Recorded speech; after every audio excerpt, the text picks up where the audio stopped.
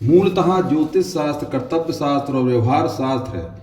इस बात की सत्ता ज्ञात करने के लिए किसी राजा ने विद्वान ज्योतिषियों एवं ज्योतिष मतकरों की सभा बुलाकर प्रश्न किया कि मेरी जनपत्रिका के अनुसार मेरा राजा बनने का योग है, किंतु इस घड़ी मुहूर्त में अनेक जातकों ने जन्म पाया होगा जो राजा नहीं बन सके, क्यों?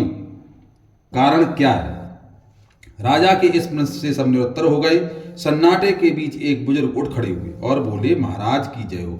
आपके प्रश्न का उत्तर कौन दे सकता है? फिर भी मैं बता रहा हूं। यहाँ से कुछ दूर घने जंगल में यदि आप अकेले जाएंगे तो वहां आपको एक महात्मा मिलेंगे, उनसे आपको उत्तर मिल सकता है। उत्सुकता के वशीभूत राजा बुजुर्ग के कथानुसार अकेले जंगल की तरफ चल दिए। घंटों यात्रा के बाद जंगल में उन्हें एक महात्मा दिखाई दिए जो आग के ढेर के पास बैठकर अंगार खाने में व्यस्त थे।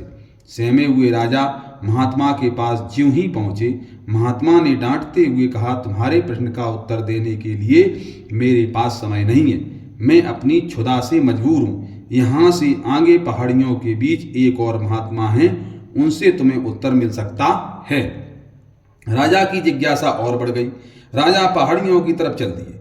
चलते चलते अंधेरा छा गया, किंतु राजा ने साहस नहीं छोड़ा। मीलों तक पहाड़ियों पर चलने के बाद राजा दूसरे महात्मा के पास पहुंचे। महात्मा चिमटों से अपना ही मांस नोच नोच कर खाने में व्यस्त थे।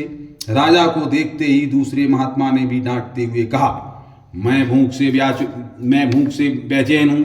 तुम्हारे प्रश्न का उत्तर देने का मेरे पास समय नहीं है। आगे जाओ। पहाड़ियों के उस पार आदिवासियों के यहाँ एक बालक जन्म लेने वाला है जो 5 मिनट तक जिंदा रहेगा। सूर्योदय से पूर्व पहुंचो, बालक उत्तर दे सकता है। बिना किसी प्रतीक्षा के राजा गांव की तरफ चल दिए। पौ फटने तक गांव में उस दंपति के यहाँ पहुंचते ही राजा ने आदेश दिया कि जन्म लेते ही बालक को मेरे सामने नाल सहित पेश किया जाए।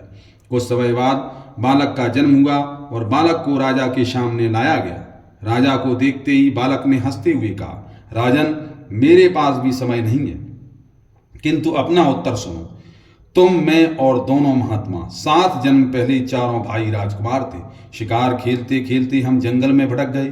3 दिन तक भूखे प्यासे भटकते रहे। अचानक हम चारों को आटे की एक पोटली मिली। जैसे तैसे हमने 4 बाटी सेंकी और अपनी अपनी बाटी लेकर खाने बैठे ही थे कि भूख प्यास से तड़पते हुए एक महात्मा आ गए। अंगार खाने वाले भाई भैया से उन्होंने कहा, बेटा, मैं 10 दिन से भूखा हूँ। अपनी बाटी में से मुझे भी कुछ दे दो। मुझ पर दया करो, जिससे मेरा भी जीवन बच जाए। सुनते ही भैया ने गुस्से में कहा, तुम्हें दे दूंगा तो मैं क्या आग खाऊंगा? चलो भागो यहाँ से। महात्मा जी मांस खाने वाले भैया के पास पहुंचे। उनसे भी अपनी बात कहने लगे। उन्होंने भी महात्मा जी को डांट कर भगा दिया और कहा, तुम्हें बाटी दे दूंगा तो मैं क्या अपना मांस नोच कर खाऊंगा? भूख से लाचार महात्मा जी मेरे पास भी आए, याचना किए। मैंने भी कहा, चलो आगे बढ़ो, मैं क्या भूखा मरूं? अंतिम आशा लिए महात्मा तुम्हारे पास पहुंचे। तुमसे भी दया की गुहार लगाई। सुनते ही तुमने बड़े हर्षित मन से अपनी बाटी में से महात्मा को आधी बाटी आदर सहित दे दी।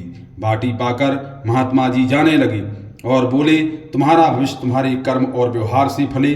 बालक ने कहा, इस घटना के आधार पर हम चारों आज अपना अपना भोग भोग रहे हैं। धरती पर एक समय में अनेकों फूल खिलते हैं, किंतु सबके फलों का रूप, रंग, आकार, प्रकार, स्वाद, गुण अलग बनता है। इसी तरह कहते कहते बालक की आवाज थम गई।